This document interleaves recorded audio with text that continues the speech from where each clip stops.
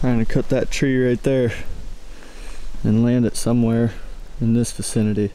Hopefully not on the house. Jake ranged the top of it. He thinks it's about 15 yards to the top of the tree, and it's 21 yards to the edge of the house.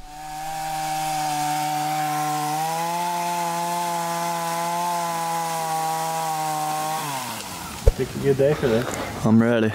Yeah, I picked a good day. It's a hot mess out here. What's up, guys? It's mid-July and it's hotter than HE double hockey sticks out here right now.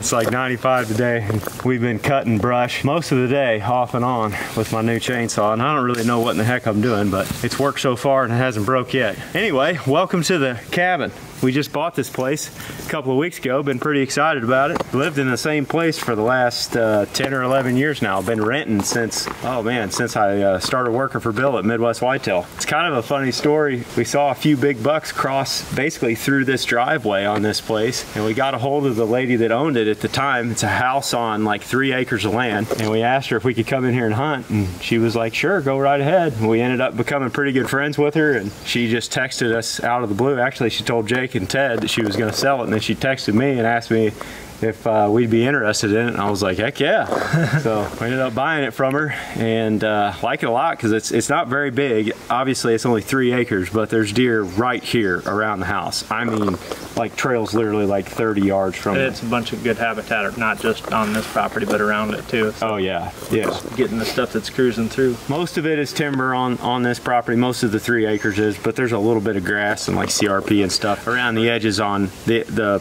edges of our place and on the neighbors.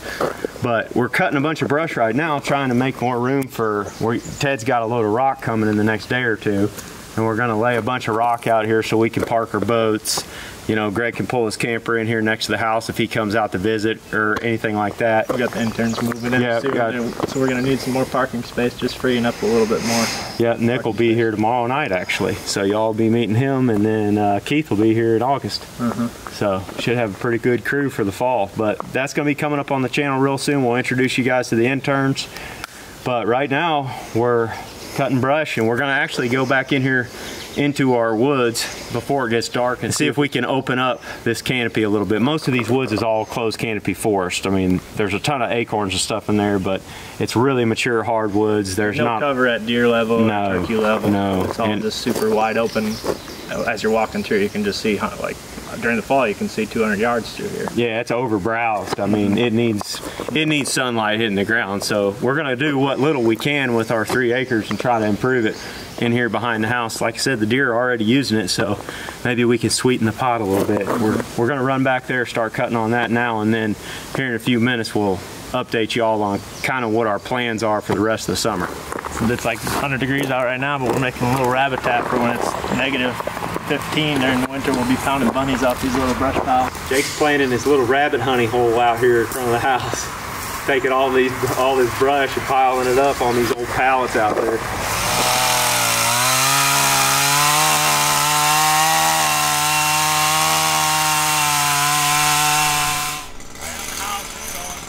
Huh? Right on the house. We'll see.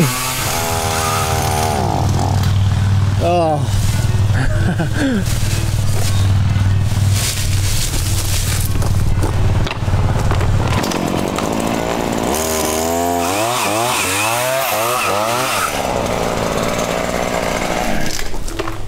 Sound like it's got oil.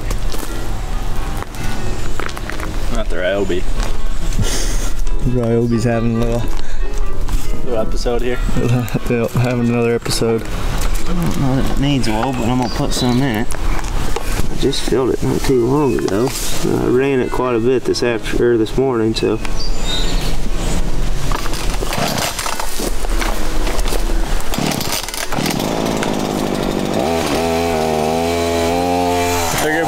We better get this on video to cover ourselves if it does hit the house. I know. That one that was by the house before I filmed it, I'm like, we were about to cut it down. I'm like, I better film this just in case it crushes the house. Because that one wanted to go that like right onto the garage. We had a whole setup before Ted got here. Where we had, what did we have? The tow rope, ratchet straps, and a safety line for a tree stand all hooked up to tension the tree, pull it away from the house because it wanted to lean over it. and we successfully didn't crush the house. So That's our lumberjack Warb there. man of many talents. Our You can tell he knows what he's doing because he's got a Ryobi. Yeah. You can tell he cuts a lot of wood. Girl, help out. Now you guys remember these brush piles in like January, February when we're smashing rabbits right in our yard. We got pallets buried under all this brush. They're calling it Rabbitat. A little Death Sturgis tip.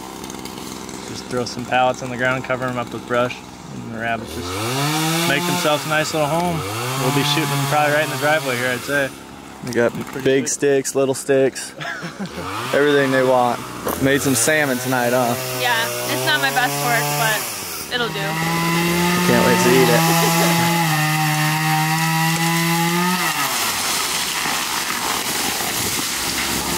We're playing another one. Look at him, next victim. He said, "Yup, this hickory, gotta go." He's getting bloodthirsty now. These interns are moving in soon. We need room. We need some parking space around here. You got that supervisor stance going. Yeah, baby.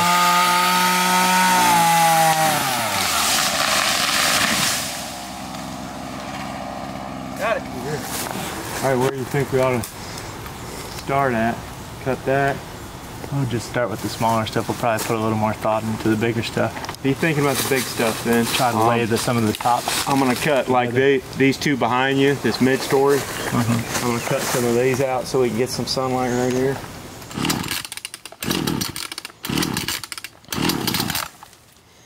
And we won't cut anything. I might be out of gas. That was a lot of effort for nothing. I'll be right back. Sounds good. I don't know how well you're gonna be able to see it on the camera, but this is kind of what we're hoping for in a couple of years. You can see where the sunlight gets through where the house is. Obviously there's no trees there, and all this stuff has grown up, you know, at my head level, and then you go to this side where all this canopy's closed. Nothing can really take off. I mean, this stuff just needs to be freed up, and within a year or two, it'll be at least that tall. That's kind of the hope. And then I think we might even set a fire through this next spring just to clear all the debris. We're gonna lay some trees down so that all those will be laying here. There's already a bunch of other dead stuff here. And then I'll get rid of all that leaf litter. And that sunlight's hitting the soil directly. There's no leaves in the way, nothing. And everything can grow real easily. So I'm excited about it. I miss doing this kind of stuff. I think at some point during the fall, somebody's gonna be sitting inside there and it's gonna be like, grab your bow. Yeah, for sure. Based on what we've seen around here in the past. But all this, all those ridges around here are real similar to this. Yeah. Just pretty much all monotonous through here. And what we want is more oaks, and they're not getting enough sunlight to even generate. You don't see any young oaks even. And I think once we free up some sunlight, you're gonna see little oaks sprouting here and there. Yeah, out in our little CRP patch, there's a bunch of oaks sprouting up. They're not getting enough sunlight. Let's try her again here.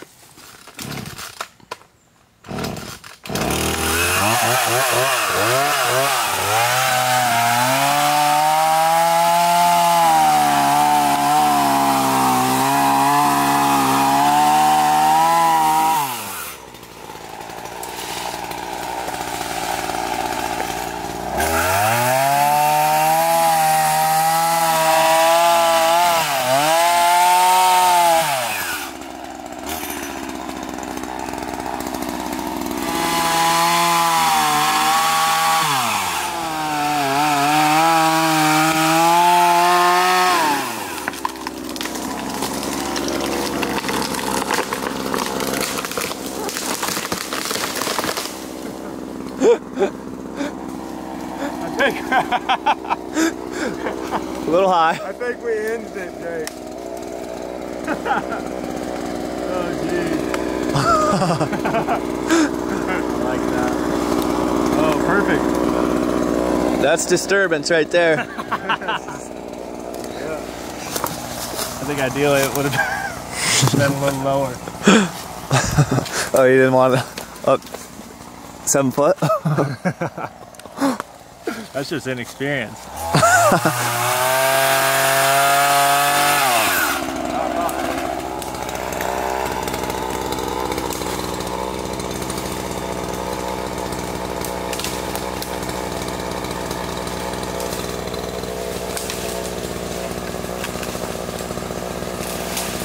Almost there. Almost there. Good job.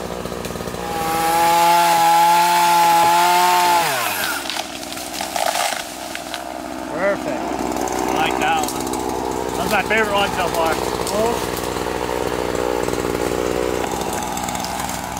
First bed on the property to.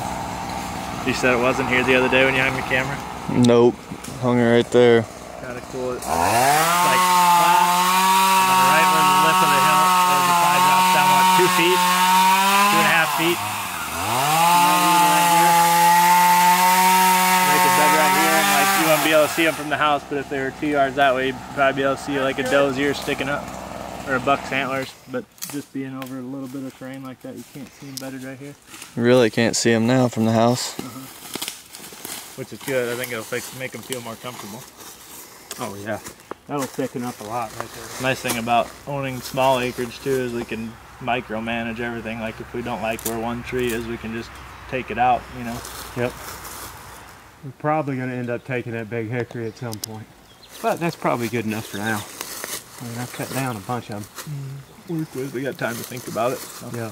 That's the thing Adam was telling me when he was at the farm. He's like, you can get the little chainsaw happy. Yeah. He's like, and you can, Mm-hmm. the next thing you know, you're done and there's nothing left. You just cut it all out of there. And then it takes, I don't know how many years old that hickory is, but it's older than I am. Yep. Well, that's a new place, guys.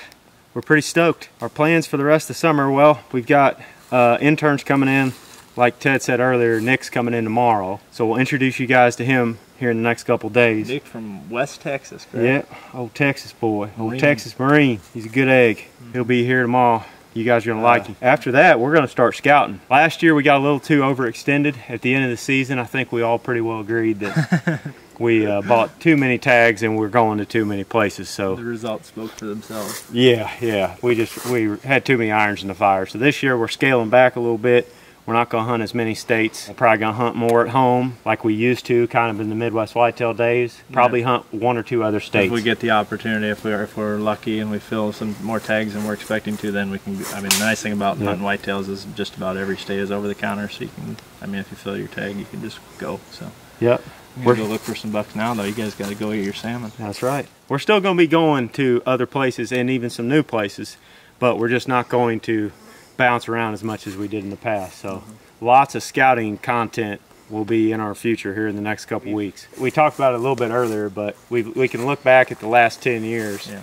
In every single year when we spend a bunch of time. When I was an intern, the one I shot with the muzzleloader, the goofy one you shot, we scouted that during the summer. We spooked the buck that you shot, I think 2 separate occasions when we scouted it during the summer, and then he went back and what was it, late October and killed him, or early November? Mid-November. Mid-November? Yeah. And then the day, or Ted's opening day buck, that was in a spot that you guys had scouted during the summer. Yeah, and even back in the Midwest Whitetail days in 2016, one of our best years, I think everybody in our office at the time killed bucks. The biggest difference, I look back at all those really successful seasons, the biggest difference was that we spent way more time in the summer scouting.